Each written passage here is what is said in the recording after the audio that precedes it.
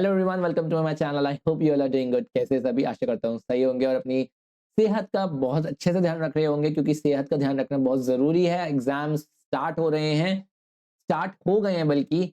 तो अपनी सेहत का बहुत अच्छे से ध्यान रखना ज़रूरी है। बिल्कुल बाहर-वाहर का मत खाना, बिल्कुल तबीयत का ध्यान रखना, क्योंकि इस समय पर आप बीमार होना अफ़ोर्ड नहीं कर सकते। अच्छे से पढ़ाई करो, अपनी हेल्थ का ध्यान रखो, प्रॉपर स्लीप लो और सब कुछ बढ़िया ही होगा। I welcome you all to another lecture of Sankalp Short Question Series। Lecture number 5 है ये। पिछले 4 लेक्चर्स में हम लोगों ने अपना nitrogen compounding compounds, carbonyls, alcohol phenols और हैलोजेनिक्स हैलोजेन्स, इनके क्वेश्चंस वाइंड अप कर लिए थे। ये 5th लेक्चर है। ये लेना तो मुझे कुछ दिन पहले था, लेकिन आपके एग्जाम स्टार्ट हो गए, इस वजह से मैंने जो है लेक्चर को थोड़ा डिले कर दिया, क्योंकि मुझे पता था कि सब लोग एग्जाम से बिजी हैं, तो इतना जल्दी देके कोई फायदा नहीं है। एंड कुछ बच्चों के मेरे पास काफी ज्यादा मैसेजेस आ रहे थे उसके रिगार्डिंग, फिजिकल केमिस्ट्री के रिगार्डिंग। देखो दोस्तों, देखो, ऐसा है कि मैं जो है फिजिकल केमिस्ट्री स्टार्ट करने के मूड में ही था, and I conducted a poll, but majority of you voted for question answers of this organic motion. इस वजह से मैंने जो है अपनी शॉर्ट सीरीज पहले उठा ली, वरना मैं पहले थ्योरी वाइंड अप करता सारे चैप्टर्स की एंड देन स्टार्ट करता। लेकिन कोई दिक्कत की बात नहीं है, ये लास्ट लेक्चर है, इसके बाद हम लोगों को फिजिकल की तरफ ही मूव करना है। एंड जिसको भी जो है फिजिकल और इनऑर्गेनिक पहले करनी हो, you go to the playlist section, वहां ISC 2025 की प्लेलिस्ट सर्च करो।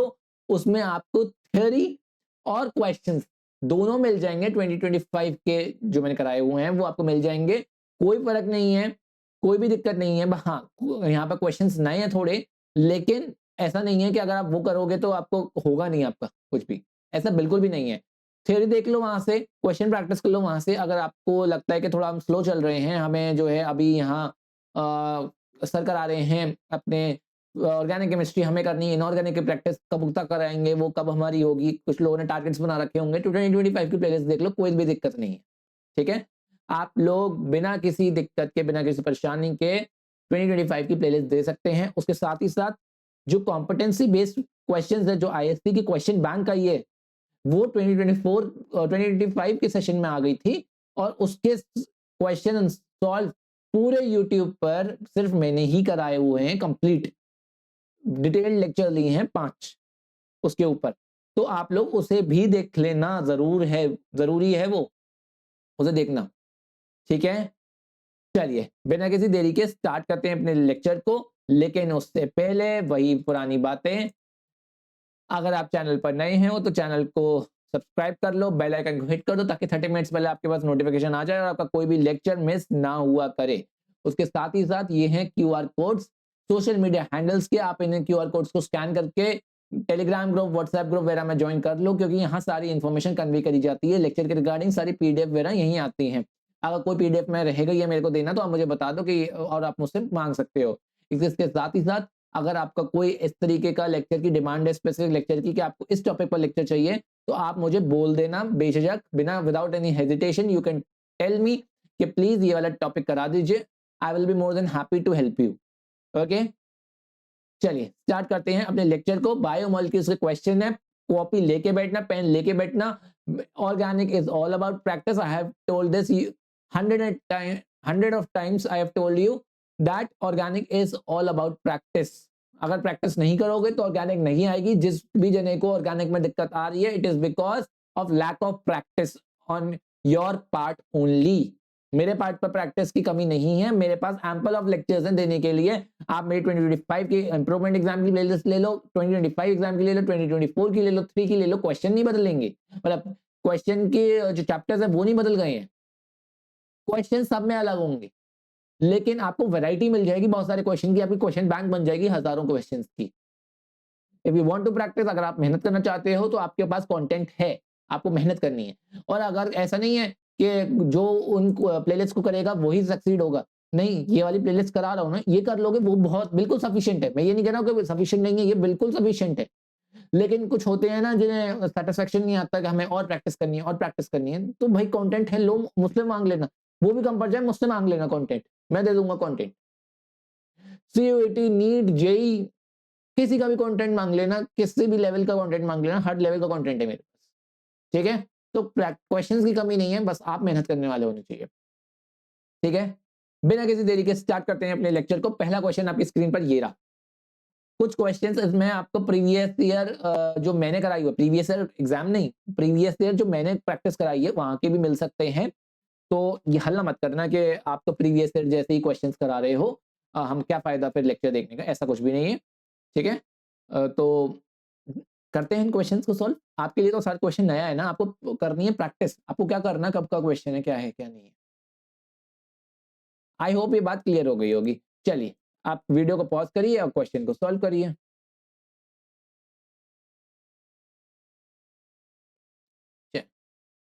हाँ जी, पहला क्वेश्चन आपकी स्क्रीन पर ये रहा। What is the structure. अच्छा, एक और है, पिछली बार जो है मैंने क्वेश्चंस कराए थे तो कुछ बच्चों ने बोला था बायोमोलिक्यूल्स के अंदर कि सर ये वाले टॉपिक्स तो बोर्ड में आते ही नहीं है, तो ये वाले टॉपिक्स आप क्यों करा रहे हो। देखो, बोर्ड ने ना स्ट्रक्चर मेंशन कर रखा है, मतलब जो है कहा रखा है कि इनके मोनोमर्स बताने हैं आपको, स्टार्च के मोनोमर्स पता होने चाहिए कि स्टार्च किससे बनता है या सेलुलोज किससे बनता है। तो आपको जो है मैंने स्ट्रक्चर्स करा दिए हैं, तो उसमें कोई गुनाह नहीं किया है। आप उन्हें बनाने को नहीं आएगा, उस पर क्वेश्चन नहीं आएगा, लेकिन आपसे अगर पूछ रहा है तो आपकी अंडरस्टैंडिंग बेटर होने के लिए रटने से तो अच्छा है, इट इज बेटर कि आप उसे समझ लो स्ट्रक्चर को। बायोमोलिक्यूल्स की थ्योरी के लेक्चर में मैंने आपको स्ट्रक्चर के साथ क्वेश्चंस कराए हैं, तो प्लीज उससे ये मत समझना है कि ये आउट ऑफ सिलेबस करा दिए, हम क्यों करें क्यों नहीं करें। आपकी अंडरस्टैंडिंग बेटर होगी उससे। It is better than rote learning, कि आप उन स्ट्रक्चर्स को समझ के चीजों को समझो। ठीक है, ये पहला क्वेश्चन उसी चीज पर है, बोर्ड में नहीं आया है ये क्वेश्चन। ये क्वेश्चन जो है वो सीबीएसई बोर्ड का है। What is the structural difference between starch and cellulose. तो पहले क्वेश्चन का आंसर क्या होगा। स्टार्च के अंदर ग्लूकोज मोनोमर्स जो होते हैं अल्फा हेलिक्स में होते हैं। पहली बात तो आप यही काट दो, हेलिक्स में तो होते ही नहीं है। ठीक है, हेलिक्स हेलिकल स्ट्रक्चर में तो होते ही नहीं है।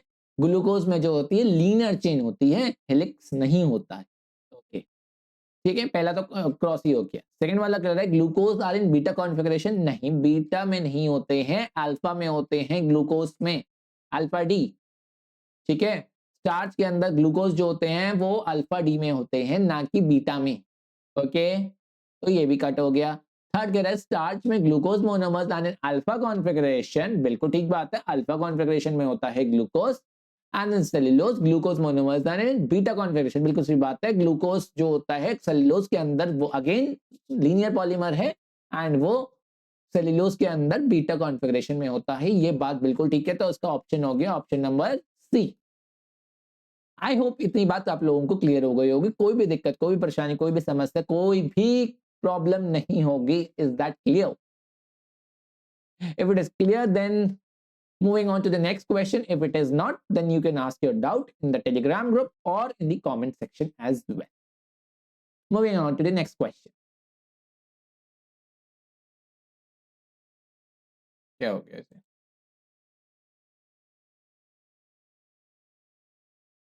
ये भी अभी hang हो रहा है।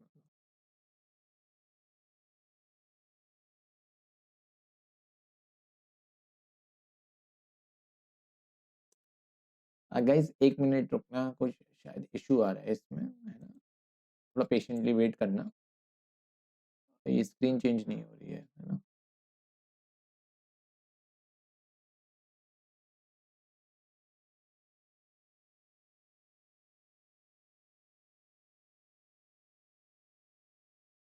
आई डोंट नो क्या इशू आ रहा है,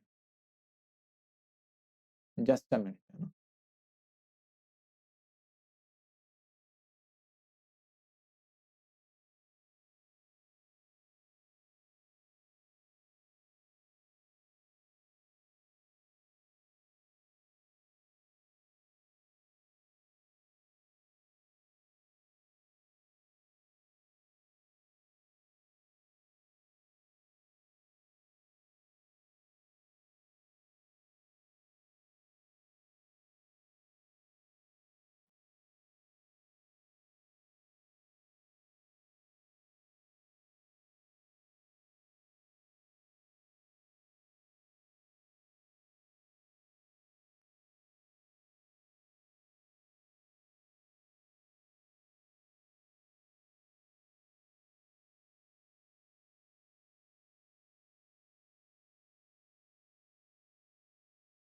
गाइस आई होप अब सब चीज़ें सही हो गई होंगी। आई डोंट नो क्या ग्लिच आ गया था। आई होप अब सब कुछ क्लियर होगा, है ना? चलिए, moving on to the next question. Question number 2 says glycogen is a branched chain polymer of alpha D glucose in which the chain is formed by C1 C4 glycosidic linkage, whereas branching occurs by the formation of C1 C6 glycosidic linkage. Structure of glycogen is similar to. We very well know that glycogen is a branched polymer. बिल्कुल ठीक बात है, branched polymer है तो ये glucose तो नहीं होगा, बात ही खत्म हो गई यहाँ पे। अच्छा जी, उसके बाद क्या आती है बात? उसके बाद आती है कि in which the chain is formed by C1 C4 glycosidic linkage. ठीक है, इन सब में है ब्रांचिंग हो रही है, लेकिन उसमें तो ब्रांचिंग अगर हो रही है तो अमाइलोज भी नहीं होगा। एंड ब्रांचिंग जो है वो C1 C6 की ब्रांचिंग हो रही है ग्लाइकोसिडिक वाली, तो ये एक अकलौते होती है अमाइलोपेक्टिन में। अमाइलोपेक्टिन के अंदर C1 C4 ग्लाइकोसिडिक लिंकेज होती है लीनियर वाली, लेकिन C1 C6 से ब्रांचिंग वाली लिंकेज होती है। तो the answer is none other than amylopectin. ठीक है, the answer is none other than amylopectin. I hope इतनी बात क्लियर हो गई होगी, कोई भी दिक्कत, कोई भी समस्या, कोई भी परेशानी नहीं होगी, है ना? समझ में आई? आई होप कोई भी दिक्कत, कोई भी परेशानी, कोई भी समस्या नहीं होगी। सेल्यूलोज नहीं होगा इसका आंसर, इसका आंसर होगा अमाइलोपेक्टिन। ठीक है, सेल्यूलोज भी क्योंकि लीनियर होता है। नेक्स्ट देखो, which of the following is an example of aldohexoses. Aldohexoses का एग्जाम्पल कौन है? फ्रक्टोस नहीं है, वो कीटो में आता है। सुक्रोस नहीं है, कीटो में आएगा। और आपका राइबोस नहीं है, 5 मेंबर का एल्डोहेक्सोस है ये, वो एल्डोपेंटोस है ये। अब क्या बचा? ग्लूकोस। ग्लूकोस क्या होता है? एल्डोहेक्सोस। हमारे एल्डोहेक्सोसिस 8 होते हैं, ठीक है? एलोस, अल्ट्रोस, गूलोस, गैलेक्टोस, ठीक है, मैनोस, आयोडोस, इस टाइप के। ठीक है,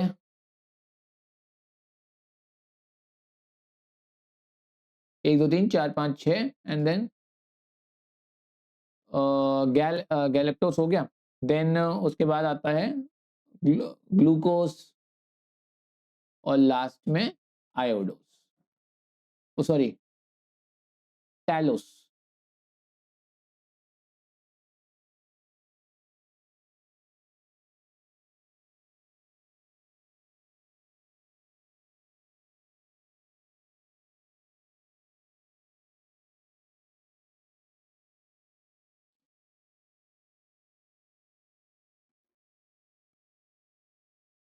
ग्लूकोज एंड देन लास्ट में टैलोस, इस टाइप के 8 होते हैं। ठीक है,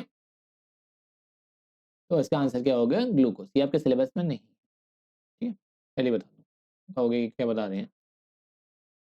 नेक्स्ट देखो, glucose reacts with hydroxylamine to form an enzyme and also adds a molecule of hydrogen cyanide to give a cyanohydrin। बिल्कुल ठीक बात है, ग्लूकोज जो होता है उसके अंदर CHO होता है, और ये जो CHO है ये रिएक्ट करता है, ये अपना कार्बोनिल नेचर शो करता है, एंड ये रिएक्शन करता है हाइड्रोक्सिलामीन के संग और ऑक्साइम बनाता है। बिल्कुल ठीक बात है, NH2OH के संग रिएक्शन करता है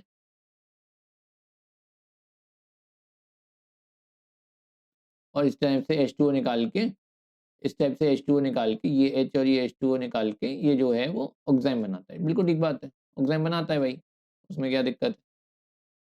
carbonyl group is present in the open structure of glucose. Carbonyl group जो होता है ओपन स्ट्रक्चर के अंदर प्रेजेंट होता है, बिल्कुल ठीक बात है, और यही इसका रीजन है। कार्बोनिल ग्रुप ओपन होता है तभी तो रिएक्ट करके कार्बोनिल का ये रिएक्शंस देता है ग्लूकोज, और क्यों देता है। और ये बात भी बिल्कुल ठीक है, साइनाइड का इस पर अटैक होगा, इस तरीके से साइनाइड का अटैक होगा, साइनाइड नेगेटिव का, और ये बॉन्ड इधर जाएगा एंड देन ये H+ पकड़ेगा, देन ये OH और C पे H और एक तरफ साइनाइड, ठीक है, और एक तरफ जो आपकी चेन आ रही है वो। तो इस तरीके से साइनोहाइड्रिन भी ये दे देता है, बिल्कुल ठीक बात है। अगर जो है रिएक्शन दे रहा है कार्बोनिल की तो इसका मतलब है साइनोहाइड्रिन देगा। तो कभी भी आपसे पूछ ले कि साइनोहाइड्रिन मतलब presence of carbonyl group show करो, तो आप साइनोहाइड्रिन बना के दिखा देना, क्योंकि यही एक प्रेजेंस ऑफ कार्बोनिल ग्रुप है। अगर कार्बोनिल ग्रुप नहीं होता तो ये साइनोहाइड्रिन बनाता ही नहीं, ठीक है ना। चलिए आगे बढ़ते हैं, अपने आगे की कार्रवाई करते हैं। What is the difference between amylose and amylopectin? दोनों ही स्टार्च के अंदर आते हैं, दोनों ही स्टार्च के अंदर आते हैं। अरे हैंग क्यों हो रहा है? एक मैं वीडियो ऑफ करके देखता हूँ, शायद हैंग होना रुक जाए। हाँ वीडियो ऑफ करके हो गया, शायद वीडियो से दिक्कत हो रही है। अमाइलोज और अमाइलोपेक्टिन में क्या फर्क होता है? दोनों ही स्टार्च के अंदर आते हैं, बिल्कुल ठीक बात है, दोनों ही स्टार्च के अंदर आते हैं। अमाइलोज और अमाइलोपेक्टिन में फर्क क्या होता है? दोनों में C1C4 है, इसमें भी C1C4 है, लीनियर, लेकिन ये लीनियर है पर ये ब्रांच्ड है, ये ब्रांचिंग भी करता है C1C6 वाली, अभी बताया है। सेकेंड डिफरेंस इज ये सॉल्युबल होता है वाटर में,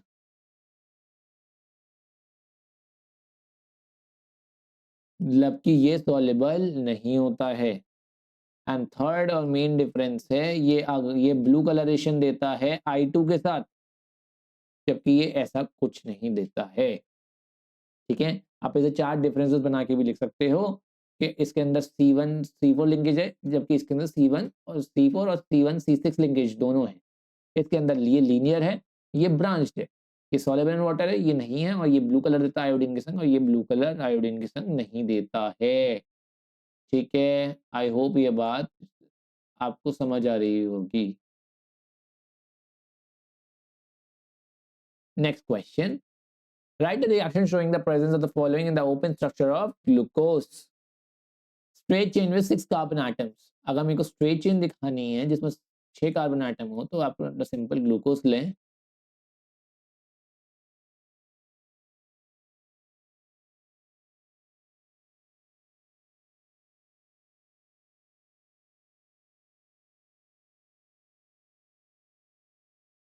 और इसकी रिएक्शन करा दें HI के साथ, हीट कर दें, तो क्या बनेगा? एन हेक्सेन बन जाएगा। ये शो करता है कि ग्लूकोज का ओपन स्ट्रक्चर में ग्लूकोज के स्ट्रेट चेन है 6 कार्बन आइटम वाली, ये इसकी एक रिएक्शन होती है कैरेक्टरिस्टिक।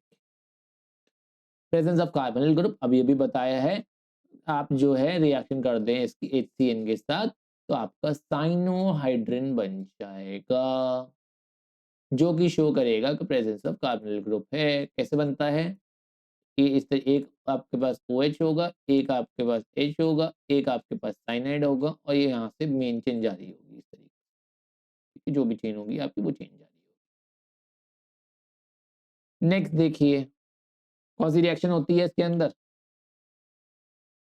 ये होती है न्यूक्लियोफिलिक एडिशन रिएक्शन, ठीक है। नेक्स्ट देखो, अमीनो एसिड्स कैसे होते हैं? तो अमीनो एसिड्स जो होते हैं एम्फोटेरिक नेचर के होते हैं। अमीनो एसिड्स का स्ट्रक्चर किस तरीके से होता है? NH2 CH2 COH, ये होता है अमीनो एसिड। तो amino acid zwitter ion structure के फॉर्म में रहते हैं, ज्विटर आयन फॉर्म में रहते हैं जिसमें पॉजिटिव और नेगेटिव दोनों होते हैं, ठीक है, इस तरीके से रहते हैं इस ज्विटर आयन फॉर्म में। तो एम्फोटेरिक है, ठीक है। एम्फोटेरिक मतलब जो एसिड और बेस दोनों की तरह काम करे, तो इसमें एसिडिक पार्ट भी है और बेसिक पार्ट भी है, बेसिक पार्ट एसिडिक पार्ट, ठीक है। तो इनके ज्विटर आयन की फॉर्म में रहते हैं, ओके। नेक्स्ट देखो, curdling of milk is an example of, milk का जो कर्डलिंग होती है वो किस चीज का एग्जांपल है? पेप्टाइड लिंकेज टूट रही है? नहीं, पेप्टाइड लिंकेज नहीं टूट रही है। लैक्टोज का हाइड्रोलिसिस हो रहा है? नहीं। प्रोटीन्स अमीनो एसिड्स में टूट रहे हैं? नहीं, डीनेचुरेशन ऑफ प्रोटीन इसका एग्जांपल है। मिल्क के अंदर हमारा प्रोटीन होता है, ठीक है? जब भी हम लोग मिल्क की कर्डलिंग हो जाती है तो क्या होता है? डीनेचुरेशन हो जाता है प्रोटीन का, मतलब जो भी जो सेकेंडरी टर्शियरी क्वाटरनरी स्ट्रक्चर्स होते हैं वो सारे प्राइमरी में कन्वर्ट होना शुरू कर देते हैं, सारे बॉन्ड्स टूट जाते हैं और सब लोग प्राइमरी में कन्वर्ट हो जाते हैं। That is known as denaturation of protein और इसका एग्जाम्पल है कर्डलिंग ऑफ मिल्क, ठीक है? अगेन एक क्वेश्चन आपके सामने असर्शन रीजन का। पहला ऑप्शन होता है असर्शन रीजन दोनों सही है और इसका करेक्ट एक्सप्लेनेशन है। सेकंड होता है दोनों सही है लेकिन करेक्ट एक्सप्लेनेशन नहीं है। थर्ड होता है असर्शन सही है रीजन गलत है और फोर्थ है असर्शन गलत है रीजन सही है। तो वो क्या बोल रहा है? All naturally occurring amino acid जो होते हैं alpha amino acids except glycine optically active होता है। बिल्कुल ठीक बात है, एक ग्लाइसिन ही अकेला अमीनो एसिड है जो कि ऑप्टिकली इनएक्टिव है। ग्लाइसिन जो कि NH2 CH2 COH होता है, ये है ग्लाइसिन। और ग्लाइसिन जो होता है ऑप्टिकली इनएक्टिव है। देख लो यहाँ पर कार्बन जो है वो कायरल नहीं है, यहाँ पर 2 हाइड्रोजन लगे हुए हैं तो it is not optically active, ये ऑप्टिकली इनएक्टिव होता है। और इसके अलावा बाकी जो भी मिलेंगे वो सब ऑप्टिकली एक्टिव होंगे, बिल्कुल ठीक बात है। Mostly naturally occurring amino acid जो होते हैं उनकी एल कॉन्फ़िगरेशन होती है, बिल्कुल ठीक। मैंने आपको बताया था कि ग्लिसराइड टाइप में जो होते हैं उनमें आपकी डी कॉन्फ़िगरेशन होती है जब हम कार्बोहाइड्रेट्स की बात करते हैं, लेकिन अमीनो एसिड्स के केस में एल कॉन्फ़िगरेशन होती है उनकी। और एल कॉन्फ़िगरेशन कैसी होती है? जिसमें NH2 यहाँ लगा हो और आपका COH यहाँ लगा हो, ठीक है? इस टाइप की। तो यहाँ पर अगर NH2 लेफ्ट में है तो आपकी वो एल कॉन्फ़िगरेशन हो जाती है, बिल्कुल ठीक बात है। लेकिन इनका दोनों का आपस में क्या संबंध है? कोई संबंध नहीं है, तो इसका आंसर होगा बी। यानी ये दोनों सही हैं लेकिन आपस में इनका कोई रिलेशन नहीं है, ठीक है? नेक्स्ट देखो, अल्फा हेलिक्स और बीटा प्लेटेड के अंदर डिफरेंस बताना है, क्योंकि ये डिफरेंस बहुत ही ज़्यादा मतलब वैसा है। अब ट्राई करता हूँ अब जो है शायद हैंग ना हो सिस्टम, पता नहीं क्यों हैंग हो रहा है, पहले तो कभी नहीं होता था। अल्फा हेलिक्स और बीटा प्लेटेड स्ट्रक्चर के अंदर डिफरेंस बताना है। दोनों ही जो होते हैं वो सेकेंडरी स्ट्रक्चर का पार्ट है प्रोटीन के। प्राइमरी स्ट्रक्चर हमारा सीक्वेंस ऑफ अमीनो एसिड्स बताता है, सेकेंडरी स्ट्रक्चर क्या बताता है? सेकेंडरी स्ट्रक्चर क्या बताता है? आई होप अब सही आ रहा होगा। क्या कह रहे थे मैं कि हाँ हाँ, तो हमारे 4 टाइप के स्ट्रक्चर होते हैं प्रोटीन के, अल्फा, बीटा और sorry primary, secondary, tertiary and quaternary. Primary structure हमारा सीक्वेंस बताता है, सेकेंडरी स्ट्रक्चर हमारा कॉन्फर्मेशन बताता है, टर्शियरी स्ट्रक्चर ओवरऑल फोल्डिंग और जो है आपका क्वार्टिनरी स्ट्रक्चर बताता है हमारी स्पेशियल अरेंजमेंट, यही होता है।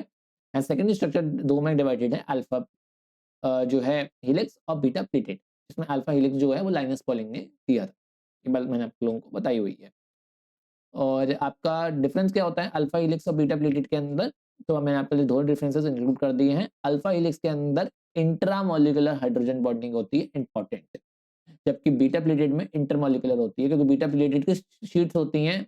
अल्फा हेलिक्स तो इस टाइप का हेलिक्स होता है, ये हेलिकल है, इसमें आपस में जो है वो इंटरमोलिकुलर हाइड्रोजन बॉन्डिंग से स्टेबल हो जाती है। जबकि बीटा प्लेटेड में इस तरह से प्लेट्स होती हैं, ये प्लेट्स या तो पैरेलल रन करती हैं या एंटी पैरेलल रन करेंगी, या तो पैरेलल रन करेंगी या फिर एंटी पैरेलल रन करेंगी, ठीक है? तो ये इसमें इंटरमोलिकुलर होती है, जबकि इसके अंदर इंट्रा होती है। सेकंड है अल्फा हेलिक्स जो होता है regular coiling of polypeptide chain से बनता है, जबकि बीटा प्लेटेड में सारी पॉलीपेप्टाइड चेन जो होती हैं स्ट्रेच्ड होती हैं और साइड बाय साइड लगी होती हैं, यहाँ कॉइल नहीं होती हैं, साइड बाय साइड लगी होती है, ठीक है? एक बार पढ़ के चले जाना, जरूरी नहीं है कि आएगा, लेकिन पढ़ लेना अच्छा होता है, तभी मैं आपको एंड मोमेंट पर करा रहा हूँ, वरना कराता, ठीक है? नेक्स्ट देखो, difference between peptide linkage and glycosidic linkage. Usually जो है मैं थ्योरी इंक्लूड नहीं करता हूँ क्वेश्चंस की, यू वेरी वेल नो, मैंने थ्योरी वाले क्वेश्चंस उठाए ही नहीं हैं अब तक, लेकिन क्योंकि इसके अंदर थ्योरी पार्ट ज़्यादा है इसलिए मैं इसकी थ्योरी साथ लेके आया हूँ और लिख के लाया हूँ, ताकि आप इसे एज इट इज़ याद कर लो, कहीं और भटको नहीं कि कहाँ से जो है हमें देखनी है थ्योरी, एज इट इज़ आप याद कर लो। दैट्स व्हाई मैं इसे पीपीटी में इंक्लूड कर लिया है, आप यहाँ से डायरेक्ट याद कर लेना, ठीक है? पेप्टाइड लिंकेज और ग्लाइकोसिडिक लिंकेज में क्या डिफरेंस है? पेप्टाइड लिंकेज बनता है अमीनो एसिड्स के बीच में, यानी ये प्रोटीन्स वाला है, प्रोटीन जब कंबाइन करते हैं, जो दो अमीनो एसिड्स कंबाइन करते हैं, तब पेप्टाइड लिंकेज बनता है। इस टाइप का पेप्टाइड लिंकेज होता है, एक अमीनो एसिड और दूसरा अमीनो एसिड के बीच में इस टाइप का लिंकेज होता है, दैट इज पेप्टाइड लिंकेज। जबकि ग्लाइकोसाइडिक लिंकेज जो होता है वो मोनोसैकेराइड्स के बीच में होता है, ठीक है। मोनोसैकेराइड जॉइन होते हैं तो ग्लाइकोसाइडिक लिंकेज बनता है, मैंने आपको बताया हुआ है, C1C4 हुआ, C1C6 हुआ, इस टाइप के लिंकेजेस होते हैं। यहाँ पर क्या होता है,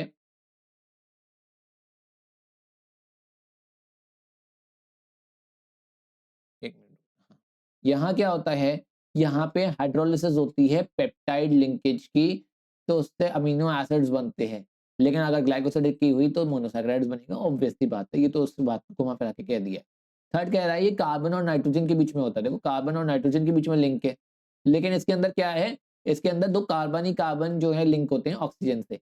C1C4 है, इसका कार्बन ऑक्सीजन से लिंक हुआ, देन अगेन ये कार्बन आ गया, इस टाइप का तो होता है।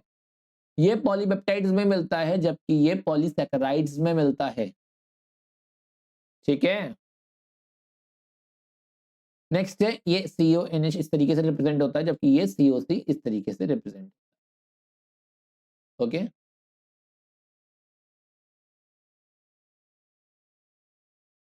आई बस समझ में।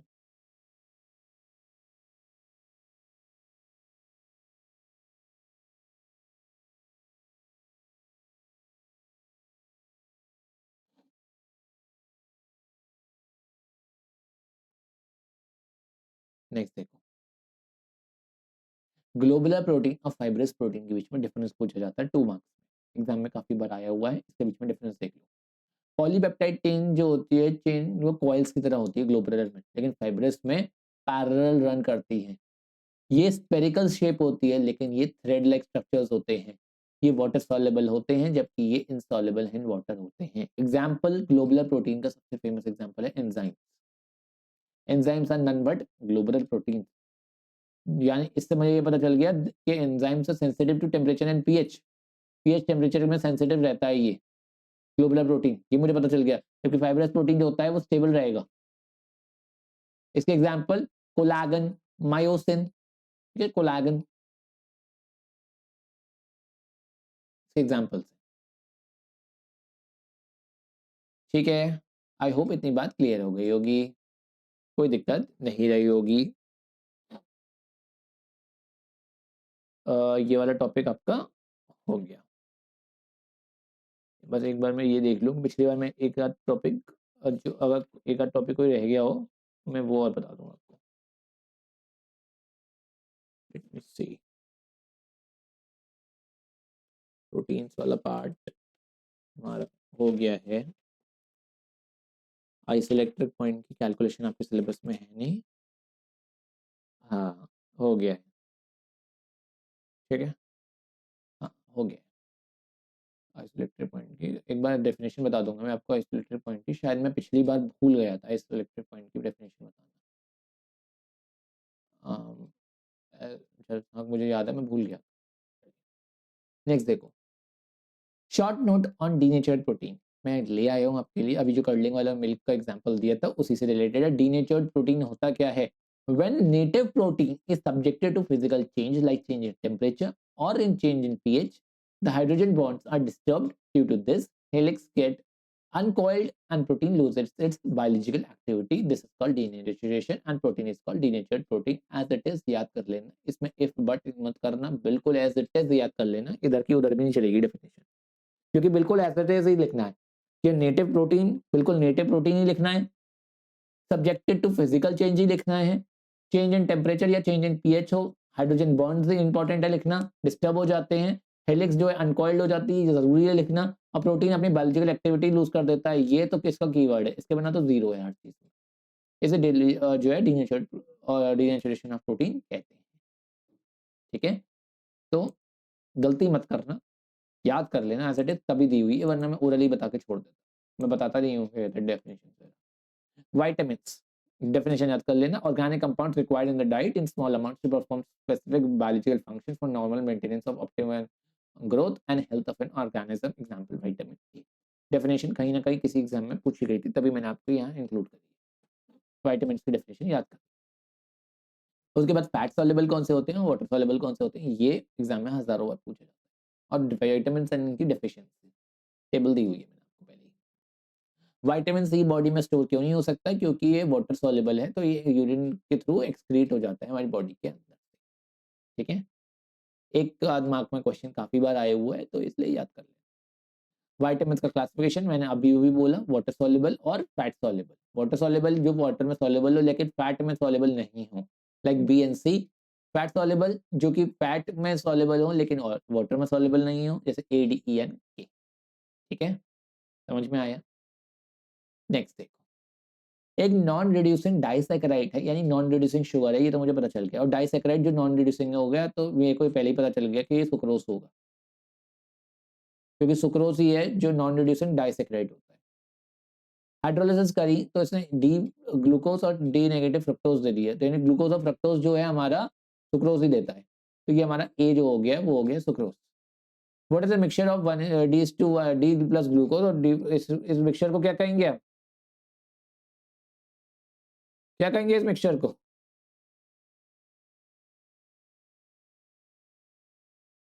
इसे कहेंगे हम इन्वर्ट शुगर।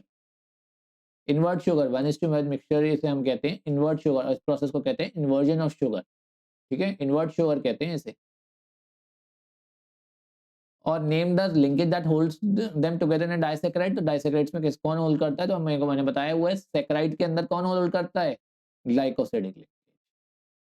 ठीक है, ग्लाइकोसिडिक लिंकेज। अच्छा, यहाँ कंफ्यूज मत हो जाना, यहाँ मैंने एक आपको डिफरेंस में बताया था, यहाँ पर एक चीज बताई थी कि glycosidic linkage is formed between two monosaccharides, तो डाइसैकेराइड के अंदर हो रहा है ये लिंकेज, लेकिन ये ग्लाइकोसिडिक लिंकेज मतलब सॉरी ग्लाइकोसिडिक लिंकेज ऐसा नहीं है कि मोनोसैकेराइड्स के भी मोनोसैकेराइड्स में ही होता है, डाइसैकेराइड में हो सकता है, लेकिन किसके बीच में हो रहा है, तो दो मोनोसैकेराइड्स के बीच में तो ग्लाइकोसिडिक लिंकेज हो रहा है, ये बात ध्यान रखना। ठीक है, या दो मोनोसैकेराइड्स के बीच में होगा, या मोनोसैकेराइड्स के जो है पॉलीसैकेराइड है तो वो भी मोनोसैकेराइड्स के बीच में तो हो रहा है, आपस में किसके हो रहा है, तो मोनोसैकेराइड से जो जुड़ रहे हैं। ठीक है, ये वाली बात कहना चाह रहा है, ये तो डेफिनेशन में अगर कहते हैं तो अर्थ का अनर्थ हो सकता है, इस बात का ध्यान रखना। मीनिंग चेंज हो सकता है स्लाइटेस्ट भी, कुछ भी ऐसा हुआ तो। अल्फा अमीनो एसिड्स का रिलेटिवली हाई मेल्टिंग पॉइंट होता है देन हैलो एसिड्स, ऐसा क्यों है, तो बताना है ऐसा क्यों है। अल्फा अमीनो एसिड्स जो होते हैं वो डाइपोलर ज्विटर आयन की तरह एग्जिस्ट करते हैं, अभी भी मैंने बताया। इस डाइपोलर आयन की वजह से इनके अंदर स्ट्रॉन्ग डाइपोल डाइपोल इंटरेक्शन होती है, और अगर पोलैरिटी जनरेट होगी, अगर डाइपोल डाइपोल इंटरेक्शन होंगी तो मेल्टिंग पॉइंट बढ़ जाता है कॉरेस्पॉन्डिंग एसिड से, क्योंकि वो ज्विटर आयन की तरह नहीं होते। हैलो एसिड ज्विटर आयन की तरह नहीं होते, यहाँ ज्विटर आयन की वजह से पोलैरिटी बढ़ेगी, पोलर डाइपोलर सॉल्ट कैरेक्टर आएगा, स्ट्रॉन्ग डाइपोलर डाइपोल इंटरेक्शन होगी। नहीं समझ में आ रहा है, दिमाग मत लगाना, याद कर लेना ऐसे, क्योंकि मैंने दिया हुआ है, इसका मतलब है इंपॉर्टेंट। नेक्स्ट देखो, नेक्स्ट में वो कह रहा है कि ये आपका कॉम्पिटेंसी बेस्ड क्वेश्चन है, केस स्टडी वाला। ठीक है, एग्जाम में इतनी बड़ी केस स्टडी नहीं आती है, मैं अपनी वीडियो को हाइड कर लेता हूँ ताकि आप नीचे का पढ़ सको। बेसिक केमिकल फॉर्मूला जो डीएनए का होता है वो हमें वेल एस्टेब्लिश्ड है। इसमें बहुत बड़ी चेन होती है, डीएनए का स्ट्रक्चर जो होता है आपका वाटसन क्रिक का है। ठीक है, इसमें बैकबोन जो होती है वो अल्टरनेट शुगर की होती है, फॉस्फेट ग्रुप्स होते हैं जो कि 3-5 कॉन्फ़िगरेशन में होते हैं, फॉस्फो डाई एस्टर लिंकेज होती है, ये तो आपको सबको पता ही है, फॉस्फो में डाई एस्टर लिंकेजेस होती है। एक नाइट्रोजन बेस लगा हुआ होता है जिसमें 4 अलग-अलग टाइप के बेसेस होते हैं डीएनए के अंदर, जिसमें से एडेनिन और ग्वानिन जो होते हैं वो प्यूरिन्स हैं, और जो थाइमिन और साइटोसिन है वो पिरिमिडिन्स होते हैं। ठीक है, सबको पता है एडेनिन ग्वानिन प्यूरिन्स और थाइमिन साइटोसिन पिरिमिडिन्स होते हैं। ठीक है, एक फिफ्थ बेस सपोज करो आ गया 5 मिथाइल साइटोसिन, ये आ गया, अगर साइंटिस्ट ने रिसर्च में इंट्रोड्यूस करा, occurs in small amounts in certain organisms, and a 6,5 hydroxy methyl cytosine is found instead of cytosine in T even phases। मतलब ये मान लो कि कुछ ऑर्गेनिजम्स होते हैं जिनके अंदर ये साइटोसिन की जगह 5 मिथाइल साइटोसिन मिलता है, और कुछ के अंदर जो होता है साइटोसिन की जगह 5 हाइड्रोक्सी मिथाइल साइटोसिन मिलता है। यानी साइटोसिन हटा के ये जो होता है जो है साइटोसिन हटा के ये कुछ में ये मिल रहा है 5 मिथाइल वाला, और कुछ में 5 हाइड्रोक्सी मिल रहा है। ये वो केस बता रहे हैं जो है एग्जामिनर, जो साइंटिस्ट है वो अपना। It should be noted that the chain is unbranched, chain unbranch है, यानी ब्रांच नहीं है उसके अंदर, यानी लीनियर चेन है। ये बात ध्यान रखने की है। Consequence of regular inter nucleotide linkage, तो किस टाइप के लिंकेजेस है? इंटर न्यूक्लियोटाइड लिंकेजेस है, ठीक है। इंटर मतलब दो अलग अलग न्यूक्लियोटाइड्स के लिंकेज हो रहे हैं, आपस में लिंकेज नहीं है, इंटर है। On the other hand, the sequence of different nucleotides is, as far as can be ascertained, completely irregular. तो completely irregular जो है वो क्या है? इसके अंदर सीक्वेंस है। Thus DNA has some features which are regular and some which are irregular. तो DNA के अंदर कुछ फीचर्स होते हैं जो रेगुलर होते हैं और कुछ फीचर्स हैं जो कि इरेगुलर। ठीक है, इतनी बात ध्यान में आ गई। मैं जो इंपॉर्टेंट पॉइंट्स हैं उन्हें मार्क करता चल रहा हूँ पढ़ते के साथ साथ। आप भी पढ़ रहे हो, मैं भी पढ़ रहा हूँ, ठीक है। लेकिन मैं क्या कर रहा हूँ, मैं संग संग में थोड़े कीवर्ड्स मार्क करता चल रहा हूँ, हो सकता है आगे यूज हो जाए। चलिए जी, a similar conception of the DNA molecule as long as a long thin fiber is obtained from physiochemical analysis involving sedimentation, diffusion, light scattering and viscosity measurements.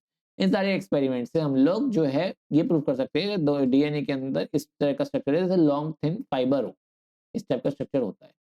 कोई पूछेगा इस टाइप का क्वेश्चन आएगा तो भाई कुछ नहीं पता तुम्हें, तुम्हारी दुनिया हिल जाएगी अगर इस टाइप का क्वेश्चन आ गया तो। प्रैक्टिस कर लो, मत मान लो, ठीक है। These techniques indicate that DNA is a very asymmetrical structure, approximately 20 angstrom wide and many thousands of angstroms long. तो DNA का किस टाइप का स्ट्रक्चर प्रूव हुआ इससे? एसिमेट्रिकल स्ट्रक्चर होता है जो कि 20 एंगस्ट्रॉम वाइड होता है और बहुत सारे एंगस्ट्रॉम लॉन्ग होता है। चलिए आगे बोल रहा है estimates of its molecular weight currently centre between, तो मॉलिक्यूलर वेट जो है एक्सआरडी डिफ्रैक्शन से पता चला कि 5x106 और x107 के बीच में है। Surprisingly, each of these measurements tend to suggest that DNA is relatively rigid. और ये बता रहे हैं कि DNA rigid नेचर का है। A puzzling finding in the view of the large number of single bonds, 5 per nucleotide। तो कितने bonds हैं इसके अंदर? 5 bond है per nucleotide in the phosphate sugar backbone. Recently, these indirect inferences have been confirmed by electron microscopy. ये source है Watson और क्रिक का 1953 का, यानी वॉटसन और क्रिक ने बताई ये वाली बात। बहुत अच्छा कोल्ड स्प्रिंग हार्बर का पेपर है ये बहुत अच्छा जर्नल माना जाता है। वॉटसन और क्रिक ने स्वयं जो डीएनए के दाता हैं उन्होंने खुद ये जो है उनसे लिया गया है, ये उस पेपर का आर्टिकल है ये, ठीक है, उस रिसर्च पेपर में से एक्सेप्ट है ये वहाँ का। अब आ जाओ इसे क्वेश्चंस पे, ठीक है। क्वेश्चंस पे पहला क्वेश्चन आपकी स्क्रीन पर ये रहा, purines are present in DNA are. Purines कौन से होते हैं? ये तो अगर आपने पैसेज नहीं पढ़ा होता तो भी आप पता लगा देते कि प्यूरिन्स कौन से होते हैं इसके अंदर। प्यूरिन्स कौन से होते हैं? एडेनिन और ग्वानिन। और पिरिमिडिन्स कौन से होते हैं? थाइमिन और साइटोसिन, ठीक है। नेक्स्ट देखो, डीएनए मॉलिक्यूल जो होता है has dash internucleotide and dash of different nucleotides. तो किस टाइप का होता है? रेगुलर और इरेगुलर, ठीक है। डिफरेंट वाला कैसा होता है? Completely irregular. डिफरेंट वाला कैसा होगा? Completely irregular. यानी डीएनए मॉलिक्यूल्स रेगुलर इंटरन्यूक्लियोटाइड होते हैं, यहाँ होते हैं रेगुलर, और जो ये वाले हैं इरेगुलर होते हैं, डिफरेंट वाले। तो आंसर होगा रेगुलर और इरेगुलर, यानी ये। नेक्स्ट देखो, DNA has a dash backbone. DNA की कौन सी बैकबोन होती है? फॉस्फेट प्यूरिन की नहीं, पिरिमिडिन शुगर की नहीं। फॉस्फेट शुगर बैकबोन, हाँ ये सही है, फॉस्फेट और शुगर की होती है। कौन सी sugar? Deoxyribose sugar. Purine pyrimidine backbone नहीं। Last question, out of the 4 different kinds of nitrogenous bases which are commonly found in DNA, dash has been replaced in some organisms। कौन सी base जो है कुछ ऑर्गेनिजम्स के अंदर replace किया गया। अब आपको पैसेज पढ़ के आंसर देना है, इसका आंसर ये मत दे देना, ये कहते हैं ग्वानिन दे दो कि एटीजीसी और कुछ में एयूजीसी। अरे भाई डीएनए के अंदर पूछ रहा है, आरएनए में नहीं पूछ रहा है वो। पैसेज में पढ़ो, पैसेज में क्या बोला था उसने? पैसेज में बोला था यहाँ पे कि कुछ लोगों में साइटोसिन हटा के 5 मेथाइल साइटोसिन डाला गया, कुछ में साइटोसिन हटा के 5 हाइड्रोक्सी मेथाइल साइटोसिन डाला गया। यानी कुछ में साइटोसिन मिलता है, कुछ में नहीं मिलता है। कौन सा रिप्लेस किया गया? साइटोसिन रिप्लेस किया गया है, कभी कभार 5 मेथाइल हाइड्रोक्सी से, कभी कभार 5 मेथाइल से। तो इसका आंसर साइटोसिन होगा। समझ में आई? इसका आंसर साइटोसिन होगा, इस बात को याद रख लेना।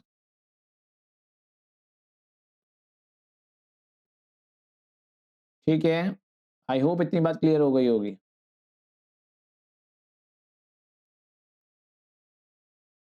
नेक्स्ट क्वेश्चन पर आए। नेक्स्ट क्वेश्चन आपकी स्क्रीन पर ये रहा। What are essential and non essential amino acids? Definition ले आया हूं निकाल के, याद कर लेना, कोई दिक्कत नहीं, बस गलत मत करें। एसेंशियल अमीनो एसिड्स कौन से होते हैं? जो हमारी बॉडी जो होती है वो क्या सिंथेसाइज नहीं करती है। Alpha amino acids which are required for health and growth of human beings but are not synthesized, not ही तो कीवर्ड है यहाँ पे। जो हमारी बॉडी में सिंथेसाइज नहीं होता है वो है एसेंशियल, हमें बाहर से अपनी डाइट से लेना पड़ता है, वेज से नॉन वेज से, एसेंशियल कहते हैं टैबलेट्स खा के जैसे भी लेना होता है, वो होता है हमारा एसेंशियल वाला अमीनो एसिड्स। बहुत सारी टैबलेट्स आती हैं जो अमीनो एसिड्स की होती हैं, जैसे वैलिन, ल्यूसिन, फेनिलएलनिन, ये सब जो होते हैं वो हमारी बॉडी में जरूरत है, लेकिन हमारी बॉडी के अंदर सिंथेसाइज नहीं होते हैं, इसलिए ये एसेंशियल हैं। नॉन एसेंशियल कौन से हो गए? जो हमारी बॉडी खुद ही कर लेती है। अगर वो हमारी बॉडी खुद ही कर लेती है तो वो एसेंशियल क्यों हुए? वो तो हमारी बॉडी खुद ही बना लेगी। जो कि सिंथेसाइज होते हैं बाय ह्यूमन बॉडी वो होते हैं नॉन एसेंशियल, जो बॉडी खुद ही कर लेती है। ठीक है, जैसे ग्लाइसिन, एलानिन, एस्पार्टिक एसिड हमारी बॉडी खुद ही बना लेती है। Next, explain the amphoteric nature of amino acids. Amino acids मैंने आपको अभी बोला कि एम्फोटेरिक होते हैं, फर्स्ट क्वेश्चन जब हमने एबीसीडी डेवलप किया था। तो अमीनो एसिड्स के अंदर वो एसिडिक ग्रुप भी होता है, बेसिक ग्रुप भी होता है, और एक और सोल्यूशन में वो प्रोटॉन लूज करके, यानी COH जो है वो प्रोटॉन लूज करके CO नेगेटिव बनाए, और जो है आपका NH2 प्रोटॉन गेन करके NH3 पॉजिटिव बनाए। इस टाइप का हो जाता है डाइपोलर आयन, जो ज्विटर आयन होता है। ये आयन न्यूट्रल है क्योंकि नेगेटिव और पॉजिटिव इक्वल चार्जेस हैं, और जो है ज्विटर आयन जो होता है के फॉर्म में amino acid amphoteric behaviour show करता है, क्योंकि वो एसिड और बेस दोनों की प्रॉपर्टी शो करता है, एसिड से भी रिएक्ट कर लेगा और बेस से भी। ठीक है, ये वाली बात याद रख। ऑलरेडी बता दिया था, इसे लैंग्वेज के फॉर्म में भी ले आए ताकि ये नहीं कहो कि हम इसे लिखे कैसे, आंसर को फ्रेम कैसे करें, टेक्निकल कोई भी दिक्कत ना हो, इसलिए मैंने ले आया। वीडियो ऑन करना तो भूल ही गया। नेक्स्ट देखो, difference between DNA and RNA already बता चुका हूं, लेकिन वही है, सब्जेक्टिव है तो मैं ले आया हूं आप लोगों के लिए। डीएनए में क्या होगा? डीऑक्सीराइबोस शुगर होगी, 2 डीऑक्सीराइबोस, इसमें राइबोस शुगर होती है, राइबोस, और उसमें डीऑक्सीराइबोस। ठीक है, राइबोस क्या बताया था? 5 मेंबर का एल्डो पेंटोस, वही। डीएनए में साइटोसिन और थाइमिन होते हैं पिरिमिडीन की तरह, जबकि इसके अंदर साइटोसिन और यूरासिल होते हैं, इसमें थाइमिन नहीं होता, इसमें यूरासिल होता है। एटीजीसी और एयूजीसी, ठीक है, एटीजीसी और एटीजीसी, और इसमें होता है एयूजीसी। ठीक है, डीएनए जो होता है वो डबल हेलिक्स है, लेकिन जो आरएनए है वो सिंगल स्ट्रैंडेड ही है। डीएनए जो होता है वो बहुत लार्ज है, मैक्रोमोलिक्यूल है, मॉलिक्यूलर जो है मास है वो यहाँ से लेकर यहाँ तक रहता है, जबकि आरएनए जो होता है स्मॉल होता है। डीएनए की यूनिक प्रॉपर्टी है रेप्लिकेशन की, जबकि आरएनए रेप्लिकेट नहीं करता है। डीएनए कंट्रोल करता है ट्रांसमिशन ऑफ हेरिडिटी, जबकि आरएनए कंट्रोल करता है सिंथेसिस ऑफ प्रोटीन। ये इंपॉर्टेंट है। ठीक है, अगर आपको याद नहीं हुए तो सिंपल सी बात याद रखना। सबसे पहले तो सबको ये वाले पता होगा कि ये डीऑक्सीराइबोस है, वो राइबोस है, इसके अंदर एटीजीसी है, उसके अंदर एयूजीसी, और डी डबल स्टैंडर्ड है, वो सिंगल स्टैंडर्ड है। ये तीन तो सबको पता है। जो है कुछ नहीं पता होगा तो ये तीन तो लिख ही आओगे, बोलो आके ना, इतना तो लिख ही आओगे, कोई बात नहीं, इतना लिखे आना। ये क्वेश्चन जो है वैसे भी 3 मार्क में ही आएगा, जो सेक्शन सी होता है 3 मार्कर वाला, उसमें ही आएगा ये, या 2 मार्कर में आएगा। जो सेक्शन बी होता है 5 मार्कर में नहीं आ रहा है क्वेश्चन, और 1 मार्कर में आएगा नहीं। ठीक है, तो 2 या 3 दोनों के लिए 3 पॉइंट हो गए, बाकी याद करो तो बाकी भी कर लूँ, वेल गुड। नेक्स्ट देखो, कितने टाइप के आरएनए होते हैं? तो हमारे 3 टाइप के आरएनए होते हैं। कौन कौन से? राइबोसोमल, मैसेंजर और ट्रांसफर। आरआरएनए, एमआरएनए और टीआर, याद। ठीक है, आज जो है मैं पूछ नहीं रहा हूँ, बताने के लिए आया हूँ मैं। अब देखो क्वेश्चन, अब आएगा ना मजा। अब आ जाओ इस क्वेश्चन पे। ये है आपका मैं से कहूंगा कि नीट लेवल का क्वेश्चन।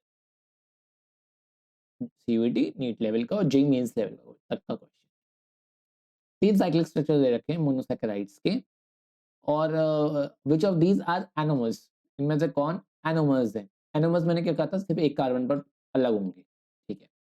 अच्छा, कोई कहेगा कि बोर्ड में आ सकता है, ये बोर्ड में नहीं है।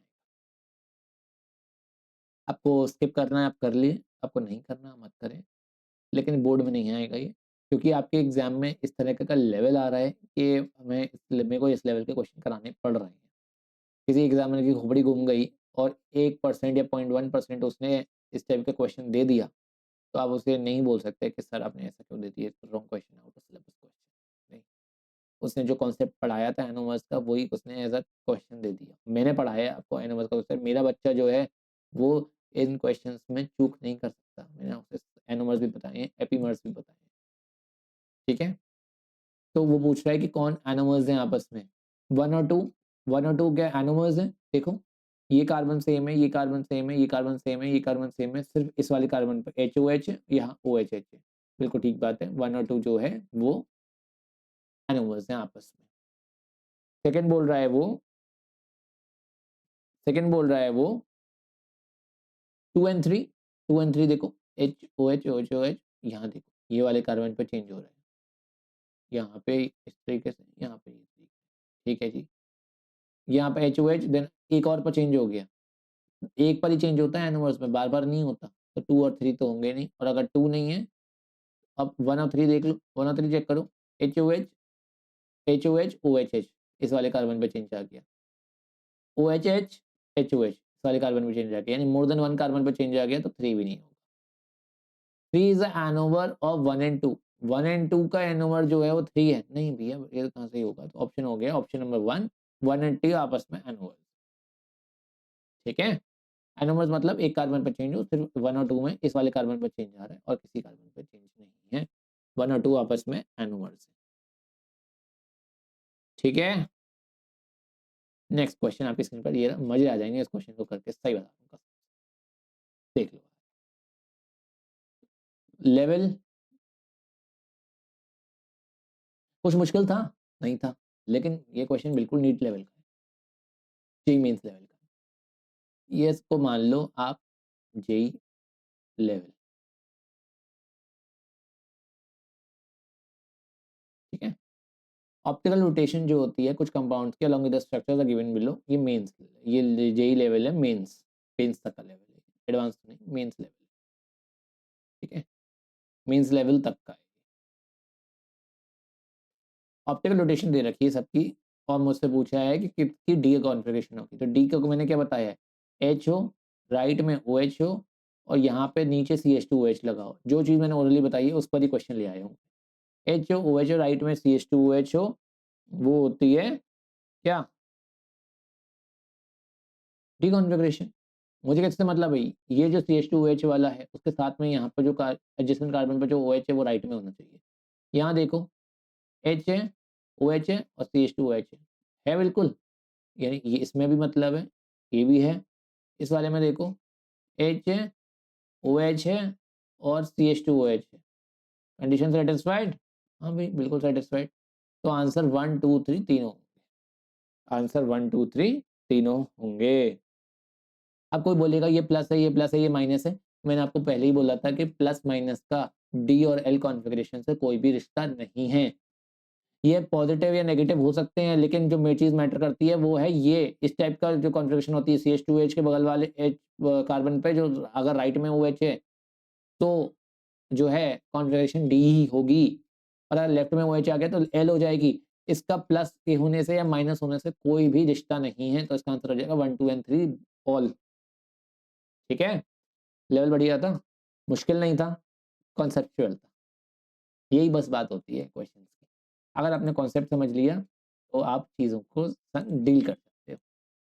नेक्स्ट देखो जी, अब तो खैर लल्लू पल्लू से क्वेश्चन है, इन्हें कर दो जल्दी देखो, तो मैं देखता हूँ कि कोई आपको ये ढंग का क्वेश्चन मिल जाए। किसी को और चाहिए हो ना ऐसे लेवल के क्वेश्चन तो मुझे बता देना, मैं उसे सेंड कर दूंगा।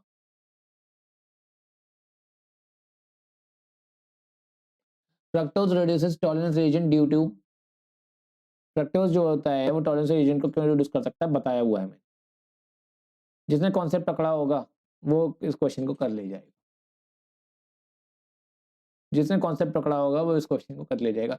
प्राइमरी अल्कोहलिक ग्रुप होता है इसके अंदर, नहीं भाई इसकी वजह से थोड़ी रिड्यूस करता। एसिमेट्रिक कार्बन होते हैं, नहीं ये भी रीजन नहीं है। सेकेंडरी अल्कोहलिक ग्रुप में ये भी रीजन नहीं है। Enolisation of fructose followed by conversion of aldehyde by base. वैसे जो है ना, जो क्वेश्चन बनाने वाले हैं वो बेवकूफ है एक नंबर के, क्योंकि साफ साफ दिख रहा है कि कोई और होगा ना, वो बच्चा क्या होगा, जो बैक बेंचर बच्चा है वो क्या करेगा कि प्राइमरी हेल्थ ये थोड़ा सा मतलब थोड़ा फैंसी सा दिख रहा है, इसमें थोड़ी सी ज़्यादा केमिस्ट्री के टर्म्स दिख रहे हैं, तो आंसर यही होगा, क्योंकि इसमें थोड़ा सा सेंस बनना है, ऐसा लग रहा है इसको एक अंदर से आती है ना कि ये वाला तो नहीं हो सकता, यही वाला होगा, पक्का यही वाला होगा, एक अंदर से गट फीलिंग आती है कि यही वाला होगा, थोड़ा फैंसी लग रहा है, थोड़ा सा इसमें केमिस्ट्री ज़्यादा दिख रही है और थोड़ा सेंस बना रहा है ये, तो यही होगा, भले ही आंसर नहीं आता हो। अरे भाई तुम ऑप्शंस को ऐसे बनाओ जिसमें बच्चे को कन्फ्यूजन हो। साफ तो दिख रहा है enolisation of fructose followed by conversion of aldehyde by base, यही जो है कुछ ऐसा ऐसा दिख रहा है कि यही आंसर और यही आंसर, ठीक है यही आंसर है। इनोलाइजेशन हो जाता है फ्रक्टोज का followed by conversion by aldehyde into base. मैंने आपसे बोला था कि इसमें इंटर कन्वर्जन हो जाता है आपस में एल्डिहाइड और बेसिस में, तो जो है यहाँ पर क्या होता है, ये टॉलरेंस को रिड्यूस नहीं करना चाहिए था फिर भी कर देता है ये, ठीक है, ये वाली बात है ऑलरेडी बताया हुआ है, तो यही हो जाएगा इनोलाइजेशन। मैंने आप प्रोटीन्स के बारे में अभी भी क्वेश्चन लिया और अब प्रोटीन्स के स्ट्रक्चर में मैंने क्वेश्चन दे दिया, कर लो भाई प्रोटीन्स के स्ट्रक्चर पर क्वेश्चन, बढ़िया क्वेश्चन है प्रोटीन्स के स्ट्रक्चर पे।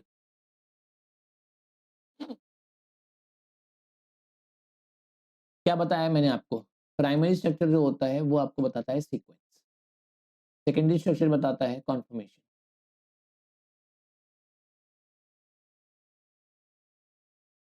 टर्शियरी स्ट्रक्चर बताता है, क्या बताता है टर्शियरी स्ट्रक्चर, फोल्डिंग, और क्वाटरनरी स्ट्रक्चर बताता है स्पेशियल अरेंजमेंट।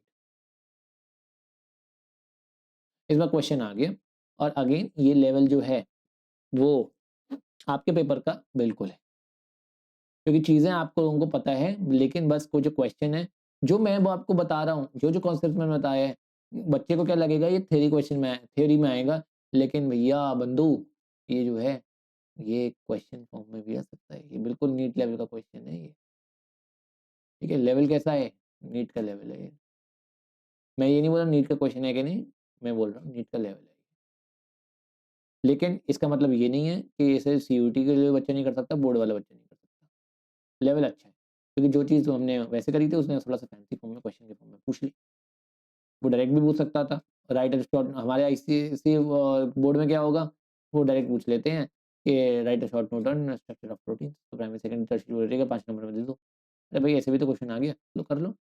सीक्वेंस जिसमें अमीनो एसिड्स अरेंज्ड होते हैं, अरेंजमेंट के लिए कौन सा होता है, अरेंजमेंट के लिए क्या होता है,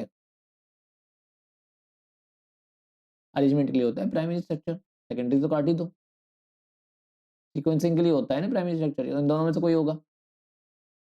उसके बाद बी वाला बोल रहा है arrangement of polypeptide chain into 3D structure in the protein assumes, protein assume करता है, तो वो क्या होगा, ऑब्वियस सी बात है वो होगा टर्शियरी स्ट्रक्चर, हो जाएगा बी, ठीक है, द अरेंजमेंट ऑफ जो है polypeptide chain into 3D structure in the protein assume, तो ये फोल्डिंग की बात करें तो ये हो जाएगी टर्शियरी स्ट्रक्चर, ठीक है, आई होप ये चीजें क्लियर हो गई। ये जो है क्वार्टरनरी स्ट्रक्चर भी हो सकता था, लेकिन इसका आंसर जो है वो टर्शियरी स्ट्रक्चर कोड किया गया है, बेस्ट आंसर इसमें टर्शियरी स्ट्रक्चर ही है, क्योंकि 3D में बात करें तो हम स्पेशल अरेंजमेंट भी बोल सकते हैं, तो एक तरह से इसका आंसर क्वार्टरनरी भी हो सकता था, लेकिन क्योंकि ऑप्शन में दे नहीं रखा प्राइमरी एंड क्वार्टरनरी का जो पेयर, तो उसके लिए सबसे बेस्ट आंसर टर्शियरी, ठीक है। नेक्स्ट देखो, ग्लूकोज की रिएक्शन जो है मेरे को ब्रोमीन वाटर के संग देनी, क्या होगा ब्रोमीन वाटर के संग रिएक्शन करेंगे तो ब्रेयर्स रिएजेंट, डीकलराइजेशन और अनसैचुरेशन की रिएक्शन है, ठीक है, क्या होगा ग्लूकोज की ब्रोमीन वाटर के साथ,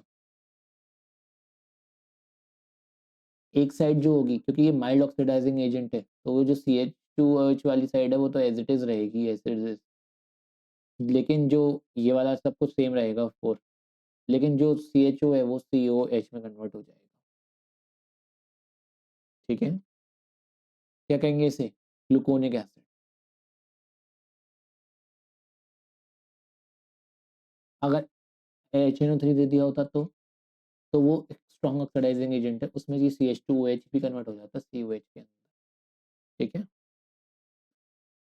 नेक्स्ट H3 के संग रिएक्शन अभी अभी बताइए, साइनोहाइड्रेट।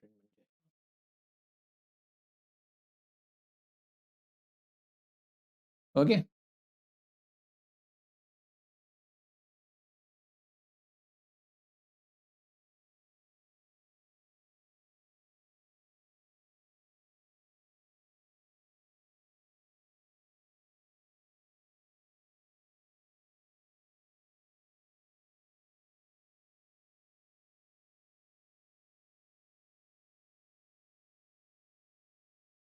नेक्स्ट देखो,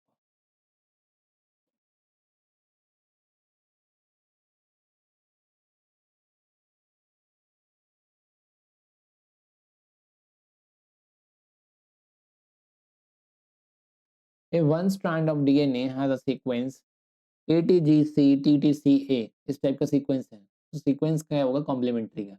तो आपको पता है A और T जो होते हैं कॉम्प्लीमेंट्री होते हैं और GC कॉम्प्लीमेंट्री होते हैं, ये पता है ना। ATGC कॉम्प्लीमेंट्री होते हैं, कि डबल बॉन्ड से ट्रिपल बॉन्ड से।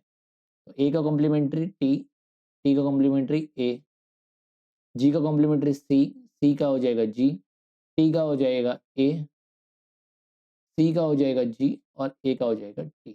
ये हो गया इसका कॉम्प्लीमेंट्री स्टेट। ठीक है, ये हो जाएगा कॉम्प्लीमेंट्री स्टेट। ठीक है, नहीं TACGAAGT। नेक्स्ट देखो, what do you observe when glucose solution is heated with tolerance reagent. अगर टॉलरेंस रिएजेंट के साथ हीट करता है तो मुझे मालूम है कि ये टॉलरेंस को क्या कहते हैं, रिड्यूस करके सिल्वर मिरर दे देगा। क्यों? क्योंकि ये एक रिड्यूसिंग शुगर है ना, टॉलरेंस को रिड्यूस कर देगा। इसके अंदर एल्डिहाइड ग्रुप है, तो टॉलरेंस का टेस्ट तो देना ही देना था।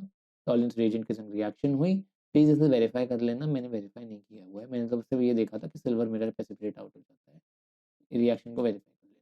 ठीक है, ग्लूकोज की AG2O के संग रिएक्शन हुई, तो आप इस तरीके से दिखा के सिल्वर मिरर को प्रेसिपिटेट आउट करा सकते हैं। ओके, सिल्वर मिरर को इस तरह से प्रेसिपिटेट आउट कर। नेक्स्ट देखो, अच्छा ये जो रिएक्शन, ये जो है ना, ये ISC का प्रीवियस ईयर क्वेश्चन है, ISC में ऐसे रिएक्शंस पूछी हुई है। Okay, how will convert glucose into osazone, again ISC का प्रीवियस ईयर है।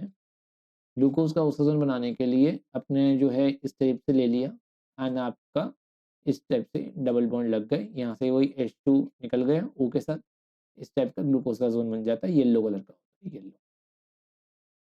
ठीक है,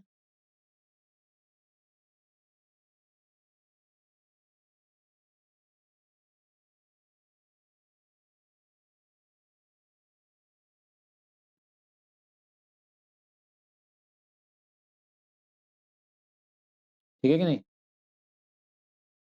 नेक्स्ट देखो, what is an isoelectric point, ये मैंने शायद जो है आपको बताया नहीं था, पढ़ाते वक्त थ्योरी में शायद मिस हो गया था।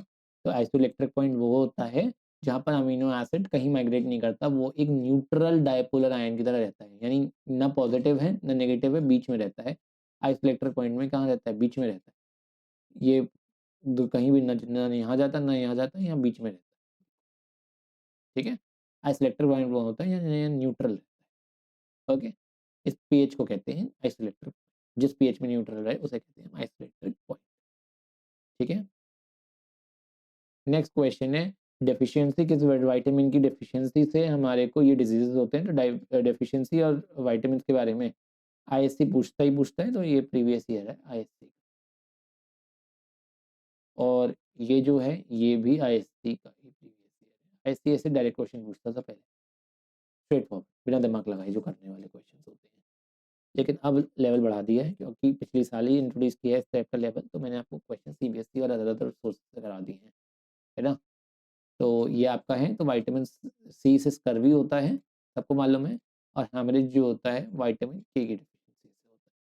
इस टाइप से आप ये कराने का पर्पस था कि आप A B इन सब के D, इन सब के याद कर लो कि D से भाई रिकेट्स होता है, D की डेफिशिएंसी से। D हाँ, केमिकल करो नहीं करो, कैल्सिफेरॉल होता है जैसे D का, तो करो नहीं करो, लेकिन डिफिशिएंसी सब करनी हो, कहाँ क्या खाने से क्या मिलता है ये सब तो बता, ठीक है। आई होप इतनी बात क्लियर हो गई होगी। With this we come to the end of this chapter and with this we come to the end of the organic branch also. I hope आप लोग इन्हें लेक्चर्स 10 लेक्चर्स जो आपके 5 थ्योरी एंड 5 प्रैक्टिकल वो उसके हैं प्रैक्टिस के, उन्हें देख के अपने 31 मार्क्स सिक्योर कर लोगे और इन मार्क्स को कहीं नहीं जाने दोगे। 70 मार्क्स के पेपर में 31 मार्क्स अगर सिक्योर कर लिए तो मजे ही मजे हैं। In the next class, we will start with our physical chemistry, chemical kinetics chapter. Okay, and we will do the question answers first, and then we will do the theory if time is left. अगर time बचा तो ही हम theory करेंगे, वरना हम अभी question practice ही करेंगे 5 lectures की। 5 लेक्चर्स जो कि 2 इनऑर्गेनिक और 3 ऑर्गेनिक, तो 3 फिजिकल के हैं। अगर किसी को थ्योरी पढ़नी हो, किसी की थ्योरी कंप्लीट नहीं हो, तो मेरी आईएससी की 2025 की वन शॉट थ्योरी प्लेलिस्ट में जाना, वहाँ पर आपको केमिकल एनालिटिक्स, इलेक्ट्रोकेमिस्ट्री और ये सारे लेक्चर्स 10 के 10 लेक्चर्स मिल जाएंगे। थ्योरी तो वही है, कोई चेंज नहीं हुई, ठीक है। सिलेबस वही है, थ्योरी वही है, कोई चेंज नहीं हुई। वहाँ से आप वन शॉट थ्योरी का रिविजन कर सकते हैं। मैं ये नहीं कह रहा मैं डिटेल में कराई है, मैंने वो वहाँ पे रिविजन कराया है, क्विक रिकैप कराया है, आप वहाँ से पढ़ सकते हैं, ठीक है। अगर इस सेशन की पीडीएफ चाहिए हो, then you can join the telegram channel.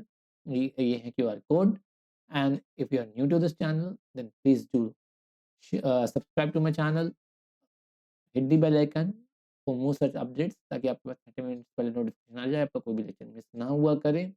And उसके साथ ही साथ वीडियो को लाइक करने की होती है, दोस्तों से शेयर करने की होती है। कोई भी डाउट हो feel free to reach me out, and आप मुझसे डाउट्स क्लियर कर सकते हो, क्वेश्चंस पूछ सकते हो, चैट में कोई भी डाउट भेज सकते हो, एंड कोई भी दिक्कत हो परेशानी हो तो मुझे बता दें, ऐसी कोई बात नहीं है। अच्छे से पढ़ते रहिए, स्वस्थ रहिए, मस्त रहिए। Thank you very much, goodbye and take care. मिलते हैं नेक्स्ट